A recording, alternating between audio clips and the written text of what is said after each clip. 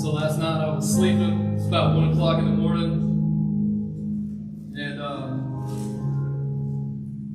not both of my daughters, at least one of them, comes into the bed and climbs in the bed. And y'all can be seated. Y'all can be seated. Comes into bed, snuggles right up next to me, wakes me up out of just a beautiful sleep that I was in. Everything for a moment was all right and good. It's like, man, it just don't get no better than this, sleeping. And then the snot factory rolls in. And there's coughing and things aren't what they should be anymore. You know, one moment you're at home, the next moment you have this little rascal that just, a lot of kids just always have snot. What's the deal with that?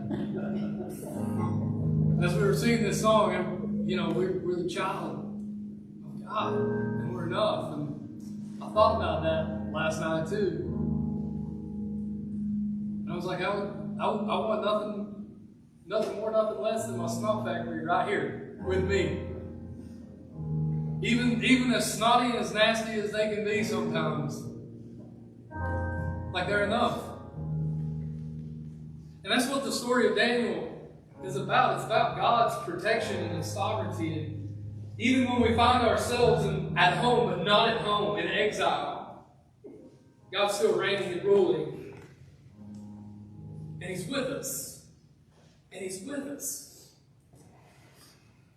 And so I don't know about you, and it may not, you can probably imagine what that would be like if you don't have kids, and if at one point in time in your life you did have kids, you can remember that. And some of you are doing it right now, you're like, man, I don't know what that's like. Last night was just shenanigans. Where we feel this thing where it's like, I long for a good night's rest and sleep. I want to be home, but also something's off. I'm home, but I'm not at home. And that's what we looked at last week. And philosophers and things, they call this the existential angst. It's this, something's not right. Is my mic on? It is on. Is it on? Can y'all hear me good? Is it coming through the speakers? I cannot hear myself. So you can jack it up a little bit if you want to. And I'll just better keep your hand on that because your boy gets loud sometimes. C.S. Lewis hits on this, and he calls this our longing for a far-off country. And then he writes a whole story about Narnia, this far-off country, which these children then long for once they've experienced.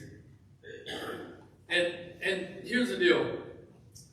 This longing that we all have, this reality that we're home but not at home, this existential angst, what I tell people sometimes, it's like everybody is searching for Jesus. They just haven't identified Jesus as the thing they're searching for yet.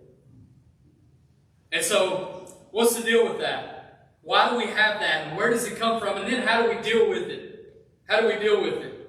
So, some people have dealt with it in this way. They're like, all right, man, the world's just going to hell in a handbasket, right?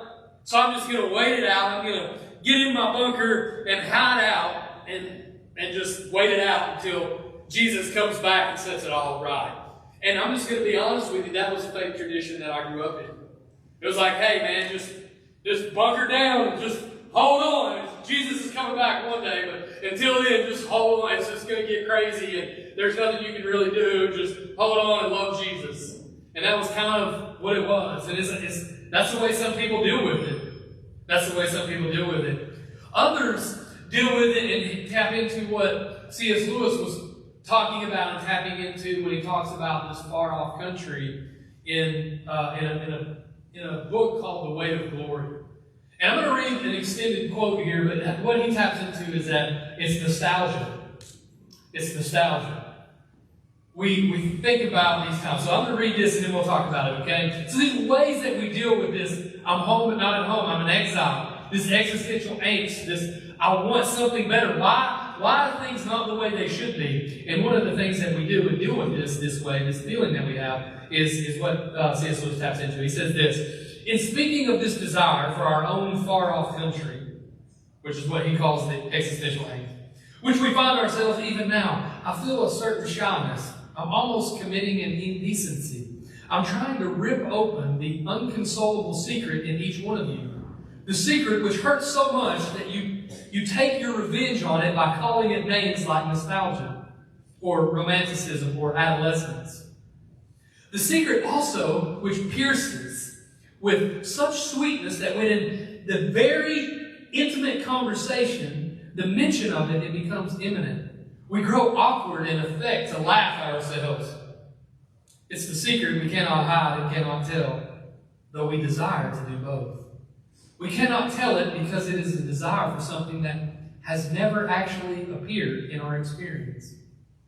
We can't hide it because our experience is constantly suggesting it. And we betray ourselves like lovers at the mention of the name. Our commonest expedient is to call it beauty and behave as if it had settled the matter. Wordsmith expedient was to identify it with certain moments in his own past. But all this is achieved. If the wordsmith had gone back to those moments in the past, he would not have found the thing itself, but only the reminder of it. What he remembered would turn out to be itself a remembering. The books or the music in which we thought the beauty was located will betray us if we trusted them. It is not in them. It only came through them. And what came through them was longing. These things, here's the quote, these things, the beauty, the memory of our own past, are good images of what we really desire. But if we are mistaken for the thing itself, we mistake them for the thing itself, they turn into dumb idols, breaking the hearts of their worshipers. For they are not the thing itself. They are only the scent of a flower we have not found, the echo of a tune we have not heard, the news from a country we have never yet visited. So some of us, we've experienced this angst. I'm not at home and I am at home. And what we do is then we remember those times in our past where we felt at home. That's nostalgia. And we're like, oh, that was it. If we could just go back to the way things were, then it would all be good. And what C.S. Lewis says, no. If you could go back to that time, what you would realize is that that thing was not the thing itself. It only hinted towards a thing to come. A tune that you haven't heard yet. A flower that you've not smelt yet. A city that you've not visited yet. But this is the way some people deal with it. And this is what Israel did. They look back to the days of glory, the days of David, as if those are the days. We could just go back to those. And here's the deal. They come out of exile, out of Babylon, Daniel, and then later in the lives of the people of Israel after Daniel, they go back to Israel and they're like, yes! And then they find that Israel is just exiled too. The return is not all it's cracked up to be. And Jesus even speaks of that. When Jesus comes on the scene, he speaks of this. He even calls the high priest. They're in Jerusalem, in the temple, and there's a high priest, and he begins to call the high priest terminology that they called Nebuchadnezzar in the exile. We're in Babylon, in Jerusalem, we're the temple. We're exiles still in our own land. Then you have like Easter traditions where they say, here's what you need to do. You just need to let go of this existential angst. Just let it go. Because that's a false self. It's not a true reality. It's not something that doesn't even exist. What you need to do is through meditation and other things, just grasp this reality and then you will find peace, true peace. So that thing that you think that's out there, that longing for the far off country, it's not real. It's just a false reality. So don't even try. Just experience this one to the best you can through meditation and other things. Or some people go to nihilism, which is this idea there's no point in anything. There's no point in it. Like, nothing matters. Nothing matters. We have this longing, but we're never going to get there, and so what's the point? And a lot of times that just turns into, you know what we should do is just pleasure in everything. Just find as much pleasure, squeeze out of this lemon all that you can, which we call life. Get all the pleasure that you can, and then it's over and there's nothing that lasts after that. Is that a good response? And then you have the Western progressive idea, which is, you know what, yeah, We're at home or we're not at home. We have this longing for a far-off country, but what we have to do is we have to get ourselves there. We haven't evolved far enough yet. And so it's the progressive mentality that if we just keep evolving, we can bring the new kingdom, the new heaven, the new earth on our own. It's our responsibility. We'll bring it about on our own. And, how's that working out? Like we've progressed more than we ever have, at rates faster than we ever have. We have more anxiety, more depression, more strife than maybe ever.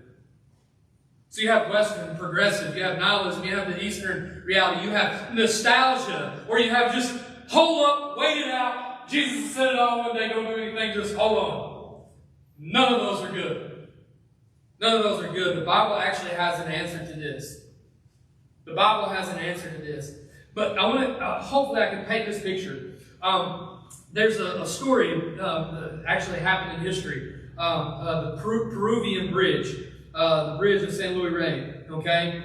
And Thornton Wilder writes a book about this, at this moment. He puts a quote in there, and I'm going to read it. So here's another long quote. This is the end of it, but just follow with me, okay? On Friday noon, July 20th, 1714, the finest bridge in all Peru broke and precipitated 5 travelers into the Gulf below. This bridge was on the high road between Lima and Cusco, and hundreds of persons passed over it every day. It had been woven as an osier by the Incas more than a century before, and visitors to the city were always led out to see it. It was a mere ladder of thin slats swung out over the gorge with handrails of dry vine. Horses and coaches and chairs had to go down hundreds of feet below and pass over the narrow torrents on rafts. But no one, not even the viceroy, not even the Archbishop of Lima, had descended with the baggage, rather than crossed by the famous bridge of San Luis Rey. St. Louis of France himself protected it by his name and by the little mud church on the further side. Listen to this. The bridge seemed to be among the things that last forever. It was unthinkable that it should break. The moment the Peruvian heard of the accident, he signed himself and made a mental calculation as to how recently he had crossed by it and how soon he had intended crossing by it again. People wondered about it in a trance-like state, muttering, and they had seen hallucinations and seen themselves falling into a gulf. So what is he saying? Saying that this bridge, it thought it would last forever. We have a tendency of building things in this world, building things with a thought. Hey, this is going to last. This is what we should this is where we should stand. This is the answer. And just like the Peruvian bridge, it will fall. So then the question is, what are we left to do? Should we build anything? Should we huddle up and just hold on until Jesus comes back? And again, Jesus has an answer to this. Jesus has an answer to this. The Bible has an answer to this. Here's what I'm trying to get us to understand. We put our hope and trying to rid ourselves of this existential angst by all these other things, and they don't actually last. They're not actually helpful. Let me give you some modern examples, okay? This one may be a little controversial, but it is what it is. Here we go. We've placed confidence in medical science. And that is what's made us think that plagues and pandemics were a thing of history. However, it seems most likely that the very thing our confidence was placed in has resulted in causing the very thing that we thought it had ended. Pandemics. Think about this. More comfort. We live in a culture, in a society, in the Babylon that we live in, it says, you know what our problem with, the reason we have so much anxiety and struggle and strife is because we don't have enough comfort. So more comfort will make us happier. Yet, what we've discovered is the lack of resistance and fighting for survival is making us less physically healthy and, by product, less mentally healthy. Here it is. What we need as a society is less constraints. That's what we need. That's the answer. That's the answer. That would get us to the promised land. And this is what some people will call freedom. It's really anarchy. And it leads to less sanity, more confusion, and a desire for rules and constraint rooted in responsibility. This is why authors like Jordan Peterson writes a book called 12 Rules for Life in our culture, who says what you need is more chaos, more freedom, more freedom, more do what you want, and yet a bestseller for 3 years in a row is 12 Rules for Life? Answer that question.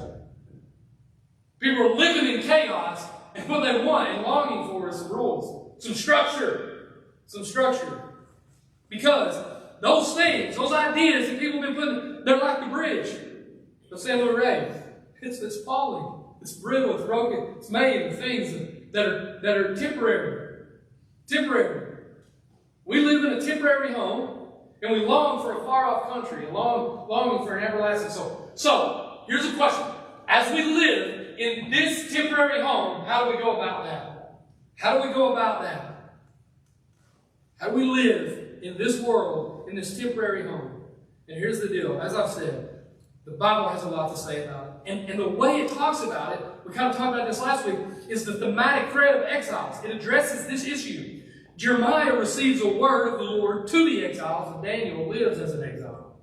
So today what I want us to do is look at Jeremiah and Jesus, and then next week we'll dive into chapter 1 of Daniel. Okay? So Jeremiah chapter 29, here's what happens. Here's what the word of the Lord says. This is the text of the letter that the prophet Jeremiah sent to Jerusalem to the remaining exile elders, the priests, the prophets, and all the people Nebuchadnezzar had deported to Jerusalem, to Babylon. This was after King Jeconiah, the queen mother, the court officials, the officials of Judah and Jerusalem, the craftsmen, and the metalsmiths had left Jerusalem. So like everybody, this max exodus, like everybody's in exile, okay? He sent a letter to Elsa, son of Shaphan, and Jeremiah, son of Hilkiah, whom Zedekiah, king of Judah, sent to Babylon to the king Nebuchadnezzar of Babylon. And the letter said this. This is what the Lord of armies, the God of Israel, says to the exiles I deported from Jerusalem to Babylon. Build houses and live in them. Plant gardens and eat their produce. Find wives for yourself and have sons and daughters. Find wives for your sons and give your daughters to men in marriage, so that they may bear sons and daughters. Multiply there. Do not decrease. Listen. Pursue the well-being of the city I have deported you to. Pray to the Lord on its behalf. For when it thrives, you will thrive. Number one, we seek the well-being and thriving of the Babylon we currently call our temporary home. We seek the well-being and thriving. This is the word of the Lord from the prophet Jeremiah. It says, seek the well-being and thriving of the Babylon we call our temporary home. Now, here's a couple of warnings, okay? Here's the thing. Don't over-exaggerate our current culture. One of the tendencies that we have to do is jump to extremes that are not realistic in our lives. Okay? We tend to jump to these extremes. They're coming for our children. They're breaking down our homes and they're ripping them out. That's not happening. Not yet. Maybe one day, but it's not happening yet. So let's not be exaggerated. Let's not jump to extremes. The majority, let's get real, the majority of the things in our lives are not issues of concern. And we should give our allegiance to our temporary home in these. Right? Examples. Drive the speed limit. This is like an everyday occurrence, right? This is hard for me too. Maybe the hardest if I put it first. Drive the speed limit. In a sense, that's giving your allegiance to the Babylon in which you live. You're seeking the thriving of the transportation system of the world you live in. Drive the speed limit. Work. Get a job. Work. Contribute. Pay your taxes. Pay your taxes. Vote. Adopt children through resources that the government right now is giving us and have established. Seek to serve the underprivileged. Well, as the government does that, we can partner with them in ways. Find jobs in those areas. Seek that. Seek the well-being of the Babylon which you call your temporary home. Notice I'm being very specific. Your temporary home. Now, at the same time, don't over-exaggerate our current culture. At the same time, don't minimize the severity and invasiveness of our current culture. Don't minimize it either. See, we tend to busy ourselves with our own things and concern ourselves with movements of our temporary home. The movements of our temporary home. So, we get caught up in these peripheral things that don't really matter to busy ourselves so that we don't have to deal with the invasiveness of our current culture and the severity that we're experiencing in certain ways. There are areas that currently contradict our allegiance to Jesus if we align with our temporary home. If we align with Babylon, our temporary home, in certain areas, it is contradicting to the way of Jesus. And so in those areas, we draw the line. We draw the line. The problem we have, though, is identifying which of those are the right lines. And a lot of times, we do the first thing, we exaggerate areas that shouldn't be exaggerated. And what we do as a church, we end up making ourselves look like fools, arguing about something that doesn't even matter. And therefore, then when we do take a stand for the things that do matter, we've already cut our own legs out from under ourselves. We want to talk about this thing or that, and I'm not even going to name them. I'm just going to, this thing or this thing or this thing or this thing. Meanwhile, we have a glove box full of speeding tickets. Obey the laws of the land. Seek the thriving of the Babylon that you're in. Then, when you do take a stand, it'll mean something.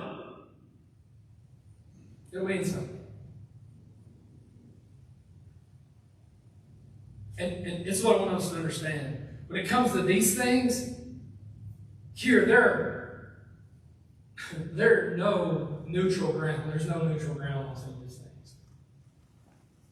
When our temporary home demands, like some people are like, oh man, and Christianity has fallen into this. Oh, just love Jesus and don't worry about it. No. That's true, yes. But if you love Jesus, there are going to come things where Babylon and Jesus are drastically different. And you must hate. There's no neutral ground, friend. And this is what the story of Daniel is about. Jeremiah knows this, writes to these people and tells them, seek the thriving of Babylon, of the place that you're exiled. But then we get a story of Daniel and how that's lived out. And there are clear demarcations, moments where it's like, nope, can't go there. Can't go there. It results in things like fiery furnaces, lions' dens, persecution, death, slander, character assassination, job loss, economic pressures, and the list goes on and on. Church, are you ready to stand for those? Even if that's the result. Our brothers overseas, like example, it's one thing here, like we what it's going to look like here is slander, character assassination, job loss, economic pressures. But our brothers overseas just spoke 2 or 3 weeks ago with one of our brothers that we support overseas. People broke into his home with guns, shot up his bed, which they thought he was sleeping in. This is brothers that we directly financially support. That's the response for standing firm for him. You think that's not a clear demarcation line? There will be consequences, brothers and sisters. For us here, it's going to look like cancer culture, slander, character assassination, economic pressures, as I said. So 2 things. Don't over-exaggerate our current culture and don't minimize the severity and invasiveness of our current culture. And thirdly, here we go. I want everyone to lean in and look at me. Don't attach yourself to ideologies that have attached themselves to religion in the way of Jesus. Let me say that again. Don't attach yourself to ideologies that have attached themselves to religion and the way of Jesus. This is how ideologies work, or we could call them some things movements. Ideologies are like parasites. They attach and disguise, yet eventually completely destroy that which they've attached themselves to. And the church, on the right and the left side of the aisle, has attached themselves to ideologies which are dragging us down. It is making our witness less and less and less effective in the day that we live, in the Babylon that we exist. Do not do it. We only attach ourselves to Jesus Christ. He is Lord. That doesn't mean we can't speak to the positive things that this ideological thing is talking about, and problems that they're trying to address. And we say, yeah, those are problems. But this is not the root in which brings that problem. And that's not the solution. The solution is Jesus. Always, always, always, always. So we need to have wisdom in how we operate. and how we speak into these things. Do not buy into the parasites of ideologies. Don't do it. Church, don't do it. No matter how cunning their speech is, no matter how, listen, the people who are leading these things, they're well spoken. And Paul talks about it in the New Testament. He says, don't be tossed to and fro by the clever speech of men. So then the question is, okay, yes. So how do I find where the lines are? How do I define where the lines are? Like, when is allegiance to Babylon, my temporary home, run directly in contrast with my allegiance to Jesus, which is over everything and overarching?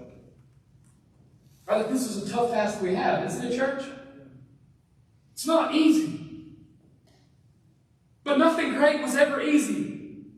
We don't watch movies about people who just, you know what, they have a good life, just simple, it's just all worked out. No, the movies that we love to go consume and the stories that we love to read about are people who face insurmountable odds and conquered them. And this is what Jesus has called us to. And so, how do we determine the line in which we are being asked by our temporary home for allegiance, but it runs contradictory to our allegiance with Jesus? Well, Jesus gives us a really good picture of this, and it's a really cool story, and I'm going to be quick in this. Mark chapter 12, verse 13 through 17. Here's what happens. Some Pharisees come, and what they're trying to do is they're literally calling out this exile like ideal. And they're trying to trick Jesus. The way I know that is because the text says that they're trying to trick Jesus. They're trying to catch him up. They're trying to get him caught up in a trap. Verse 13 says, they sent some of the Pharisees and the Herodians to Jesus to trap him in his words. When they came, they said to him, Teacher, we know you're truthful and don't care what anyone thinks. We know you're truthful. We, however, are not. All right? Think about this.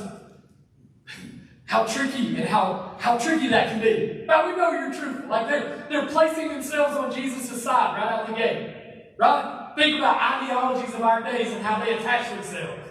So, right, this is the same deal that's happening then. Nor do you show any partiality, but you teach the way of God truthfully. So, is it lawful to pay taxes to Caesar or not?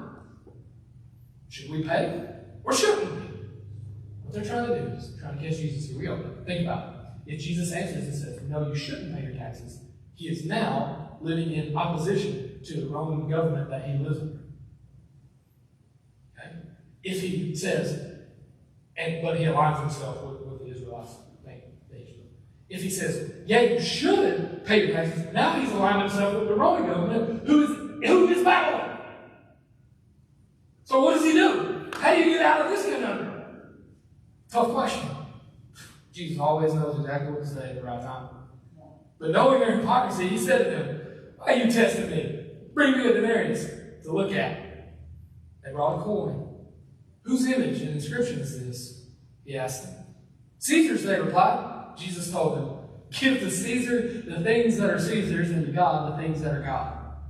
And they were all utterly amazed. That's what the truth does. It amazes the Pharisee, the Christian fundamentalist, and the Herodians. Those who are tied to the Greek culture and all that. It gets them both, man. So here's the deal. It begs the question. Whose image is on that coin? Caesar's. The implication then is, okay, if I'm going to give to God what's God's, what bears God's image? You and me.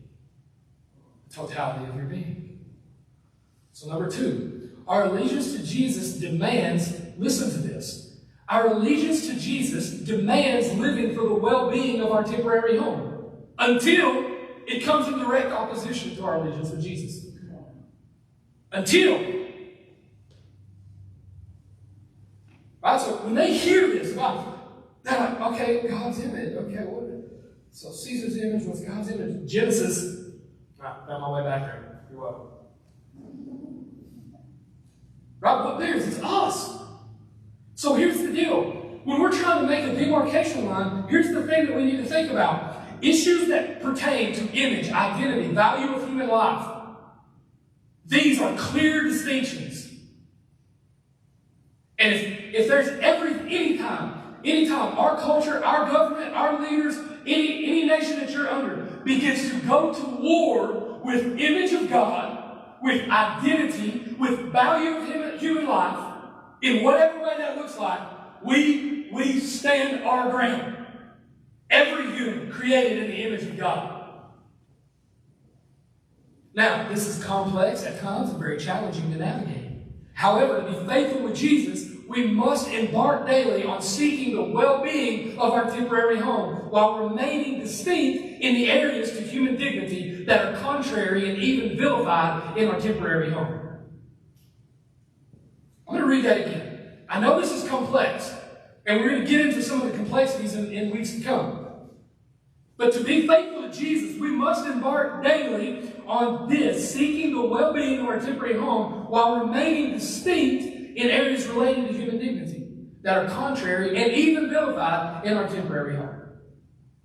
And next week, we'll dive into Daniel chapter 1 and begin to look at some of these complexities. Because Daniel was dealing with these as well. But right out the gate, we see one of the main things that comes right out the gate is gender. Right out the gate. You want to talk about drawing some lines in our culture? There's one.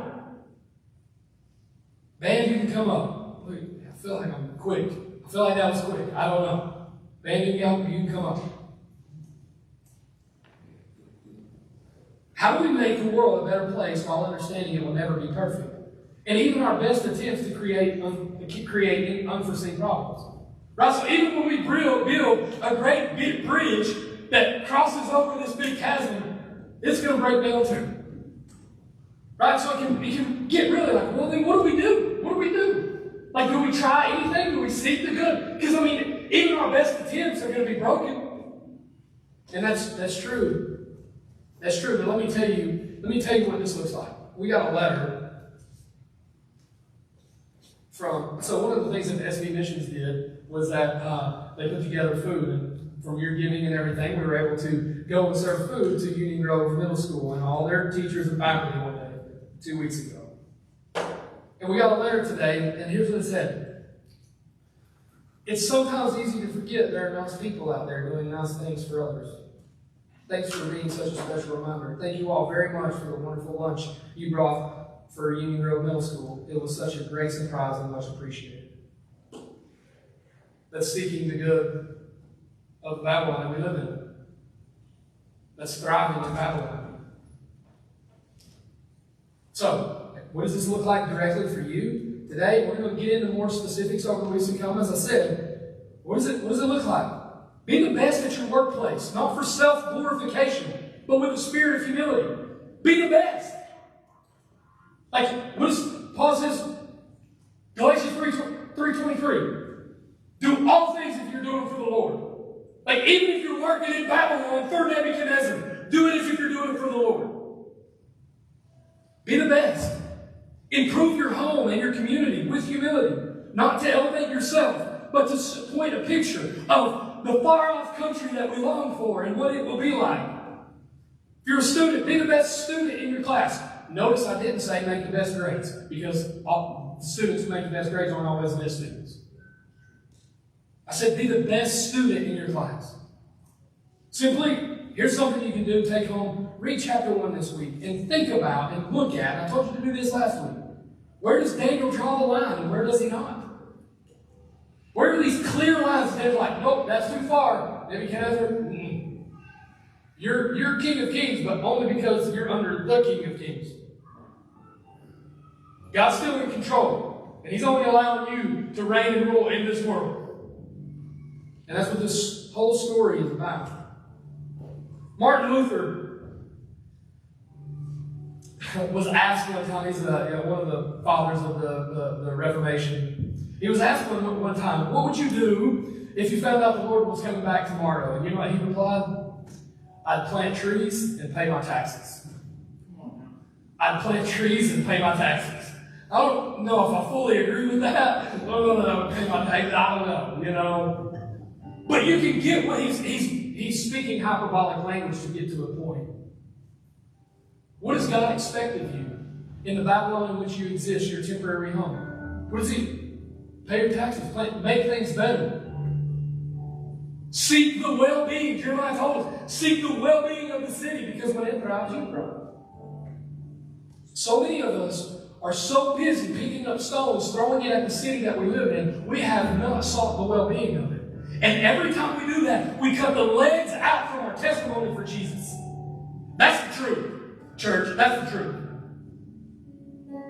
So what should we do? Plant trees and pay taxes. So how are we striving here to deal with these complex issues? One, we're going to teach His Word faithfully and honestly. We're going to train up children. We're going to gather in groups for encouragement and specifically spiritual formation. We're going to serve like at Union Grove Middle with SD Missions and radical generosity. We're going to give radically for the mission of Jesus. Lastly, bottom line, our allegiance to Jesus demands we live in harmony with our temporary home. Did you hear that? Our allegiance to Jesus demands we live in harmony with our temporary home in all the ways that we can without compromising our allegiance to Jesus. In all the ways that we can without compromising. And yes, it is complex and hard to figure out where the ones that are actually compromising are. And we're going to dive into Daniel and look at some of those over the next coming weeks.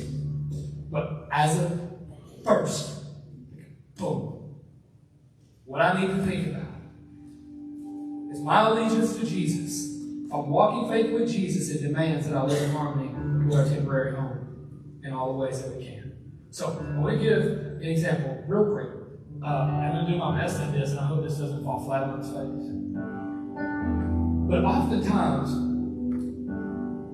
as the church, is what we're called to do. We're called to be a group who makes a difference. What did C.S. Lewis's quote say? It said, an echo of a tune we have not yet heard. And as the church, we live for the thriving, and we echo this tune that like one day is coming and we'll hear the full song. But some of us, man, we're just like all kinds of nonsense, right? Like we're not on board with what Jeremiah said. We're like, you know what? I got better ideas. So we got this beautiful melodic thing going on, and we're just like, Jesus, Jesus. This is what I think, and we're defining Jesus' heart. You know what? You know what? When we do this, Jesus looks a whole lot like you, and that ain't no Jesus I want to worship. And that ain't no Jesus you want to worship either. We're really bad Jesuses.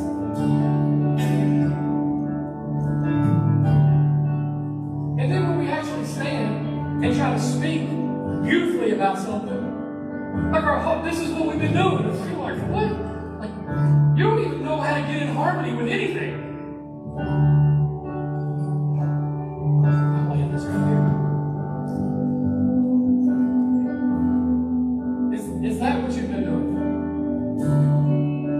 Or I was going to try to jump on it again. I'm not even going to try. Just pick out one of them and watch what they do. They get in harmony with one another. They get in harmony with what God is doing. They're not just out here operating on their own. This is what it looks like when we do this. When we do this, we begin to echo a tune that people have not heard, and we haven't heard.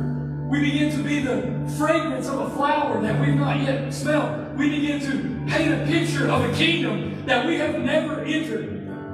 But it is coming. We've experienced it a little bit. And this is why we come to the table, because when we come to the table, we get to experience that.